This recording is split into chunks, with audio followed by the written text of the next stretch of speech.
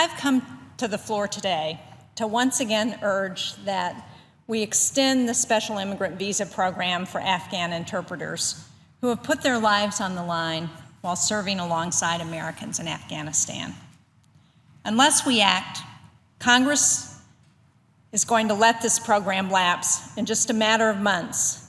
We will abandon thousands of Afghans who have helped our men and women on the ground during the long conflict in Afghanistan.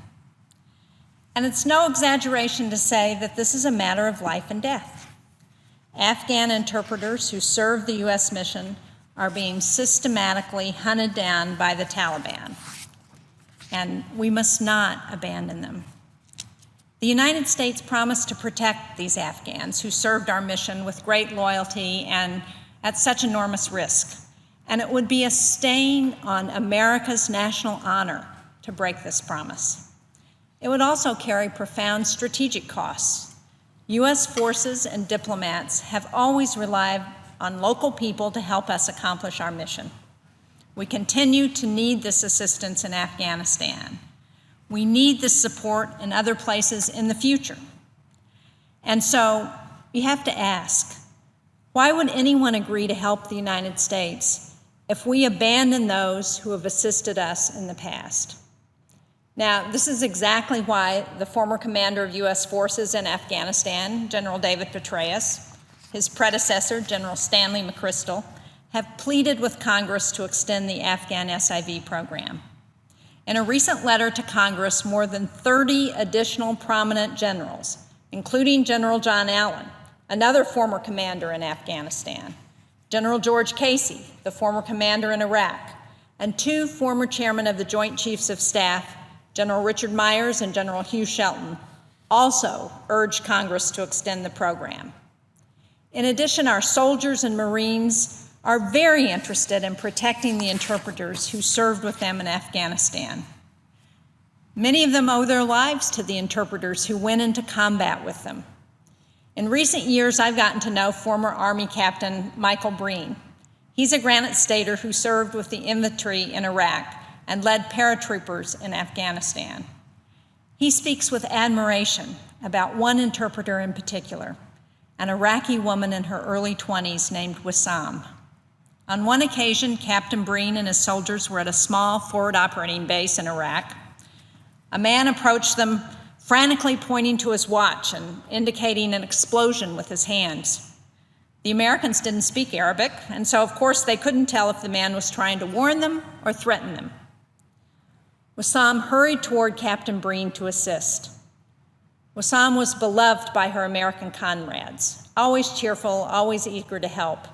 She listened to the man and she said that he was warning of an improvised explosive device, an IED, on the main road.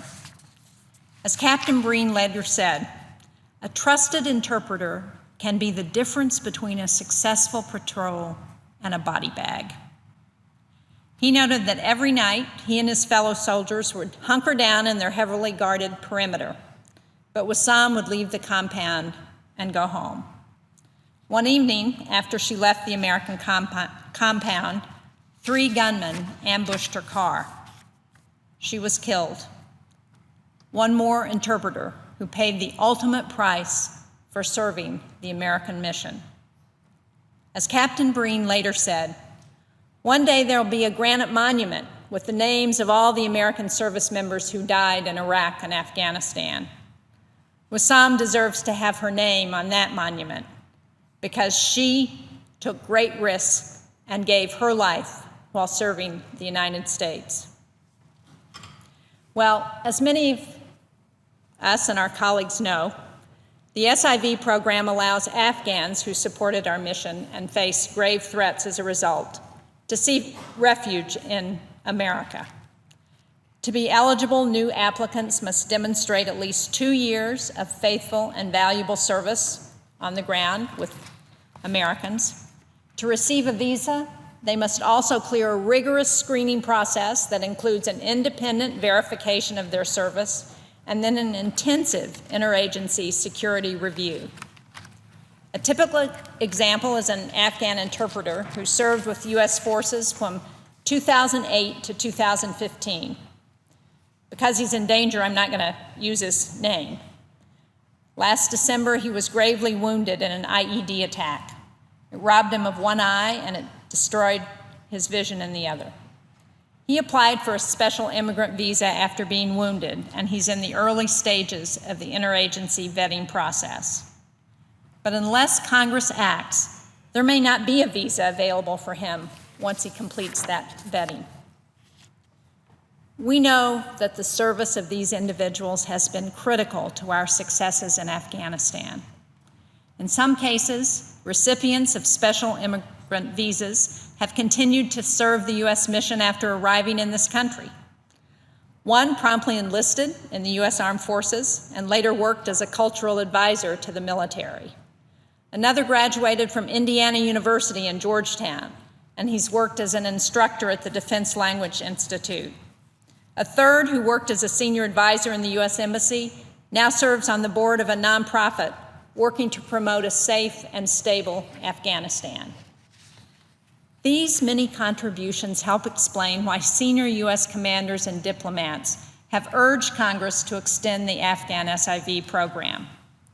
Appearing last week at a Senate Armed Services Committee hearing, Army Chief of Staff General Mark Milley added strong support. Speaking of Afghan interpreters, he said, and I quote, "Those are brave men and women who have fought along our side, and there are American men and women in uniform who are alive today because a lot of those Afghans put their lives on the line." End quote. At that same hearing, Marine Corps Commandant General Robert Neller also stressed the importance of the program and the need for Congress to extend it. And their view is shared by our senior diplomats.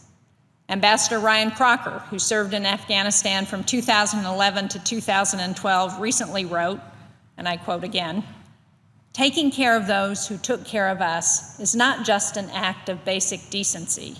It is also in our national interest. American credibility matters. Abandoning these allies would tarnish our reputation." End quote. Well, I agree. Indeed, I think there is overwhelming bipartisan support in both houses of Congress for extending the Afghan SIV program. And yet, because of the opposition of a handful of members, Congress by default could allow this program to expire in a matter of months. This would put in jeopardy the lives of thousands of Afghans who have served alongside our fighting forces.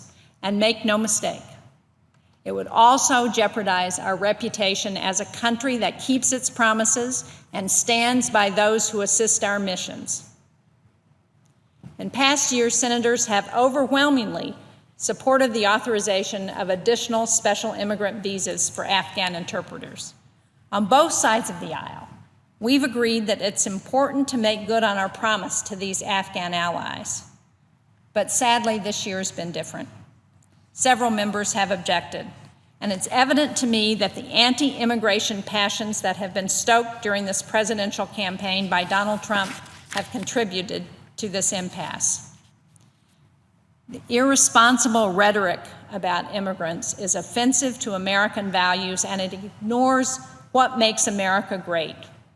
Across nearly 4 centuries, immigrants have brought their energy and talents to our country, building the most successful, dynamic economy on earth. Our nation has always been welcoming to immigrants. In fact, all of us here are immigrants, unless we're Native Americans.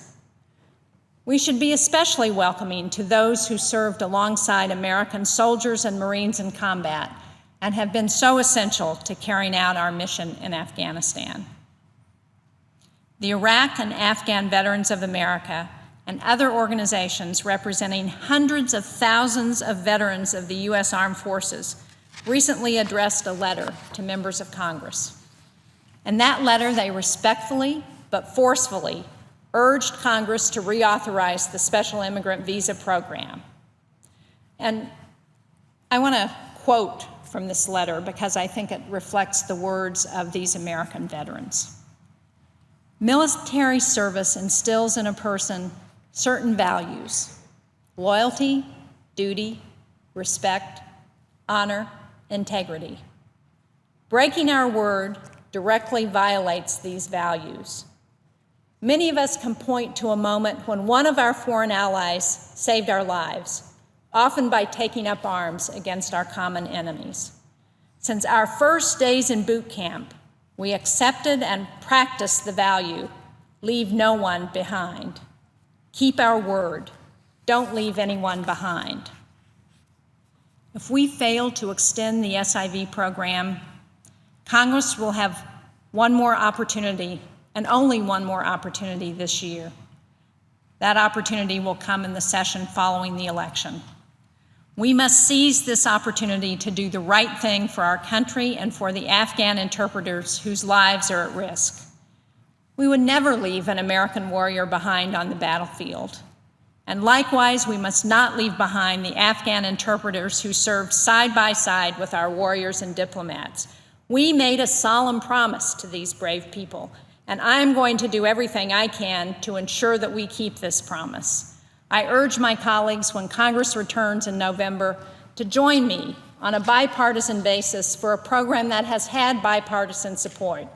We can extend the Afghan Special Immigrant Visa program. We must do that. It's in our national security interest to keep this promise that we've made. Thank you, Mr. President. I yield the floor.